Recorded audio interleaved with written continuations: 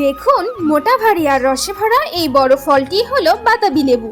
সকালে নরম আলোয় আমি লতায় ঝুলে থাকা ভারী ভারী বড় বাতাবি লেবুগুলো এক এক করে তুলে দিচ্ছি। এরপর বাড়িতে এনে ফলগুলো পরিষ্কার জলে ভালো করে ধুয়ে নেই। তারপর মোটা খোসার উপর ছুরি দিয়ে হালকা হালকা চিরা দেই। ধীরে ধীরে এই খোসাটা খুলে ফেললেই ভেতর থেকে বেরিয়ে আসে রস ভরা নরম শ্বাস। এরপর ছুরির সাহায্যে এক এক করে শ্বাসগুলো আলাদা করি। অন্যদিকে খোসার ভেতরের সাদা অংশ ভালো করে পরিষ্কার করে আর ছোট ছোট টুকরো করে কেটে নুন দেওয়া জলে প্রায় 20 মিনিট ভিজিয়ে রাখি। এরপর সব জল ছড়িয়ে এই টুকরোগুলো কড়াইয়ে দেই। তারপর উপর থেকে যোগ করি বাতাবি লেবুর নরম রেশ, সঙ্গে দেই অল্প একটু মিষ্টি, সামান্য জল। এরপর ধীর আঁচে রান্না হতে থাকে যতক্ষণ না প্রায় সব জল শুকিয়ে যায়।